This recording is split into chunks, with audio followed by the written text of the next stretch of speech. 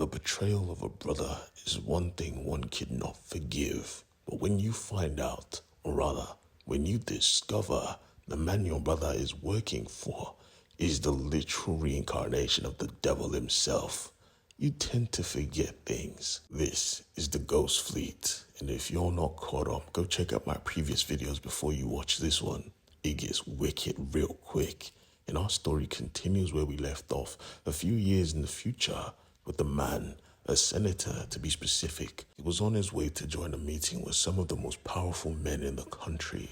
This meeting was so secure, in fact, he had to provide a voice scan, a thumb scan, and a DNA sample. That's how secure it was. And even when he got access, he had to pray in his mind not to kill his colleagues. He hated them with a passion, but he still had a job to do.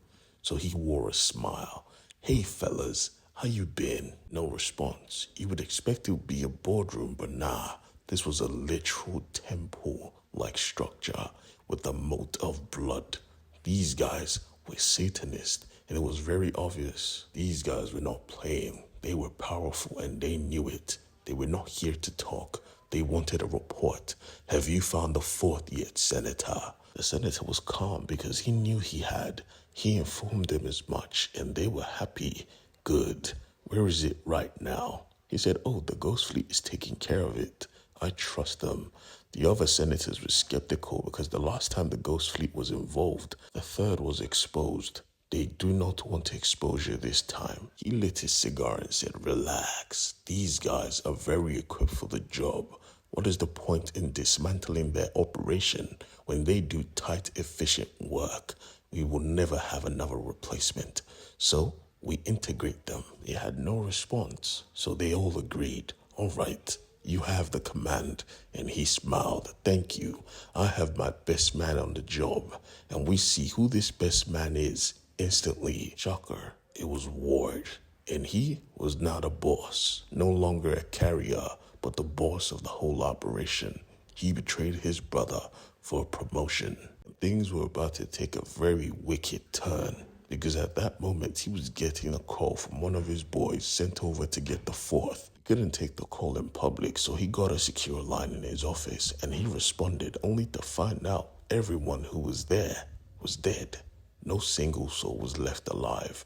They were butchered, torn apart, and he could not comprehend how and why. This role he betrayed his boy for was cooking him. You could literally see the stress on his face. "My God, secure the package and get moving. There is no time," he screamed at his boys. And suddenly we realized he was not alone. I mean, someone was not in the office, but someone was listening. This gentleman was at a diner, and the second he realized the package was on the move, he got ready to move. "Check, please. I have a bogey to find." He went to his trailer, and we see weaponry, a whole bunch of weaponry. But when he looked to his side, he saw a trucker had left his car with his dog screaming for oxygen. He couldn't just leave it. That would be hellish. So he decided to go get the dog, or rather go get the trucker, and at least make him wind down the glass. He found him with his friends and asked him nicely, "Hey, your dog is outside. Don't you think you want to let the window down?" He told him straight off, "Fuck off, crazy person." And he smiled because he knew what was coming next. Only if the people of Ghost Fleet knew what was coming next. They were overseeing their operation. Things were going smoothly until they noticed something burning in the distance. The support cars went over to check what was burning because that was their job. The operation was still going smoothly, and then Ward got a call. It was the senator calling to check up on the delivery. This was his most important delivery ever, and he was going to protect it no matter what. Ward assured him it was good. He assured him everything was good, when suddenly he said, "Senator, we could talk later. I'm busy right now." And he cut the call. Shit was hitting the fan. On every screen, he saw the exact same thing. Himself, his wife, and his mate. Race. The Ghost Fleet had been hacked, and they were hacked for real because all the systems started to blow up. He knew, Jesus Christ, it's Jason Bourne. But for real, Trace was on demon time. He caused a collision that burned brightly, and he stepped out of the cockpit like nothing happened. These guys were pulling up, warriors of their own class, all carriers just like him, but he wasn't even shocked. Matter of fact, he wanted the battle. He was crazy. Ward screamed from command, "Comms, get me comms. I need to talk to the transport," but he could not. The hack was very sophisticated.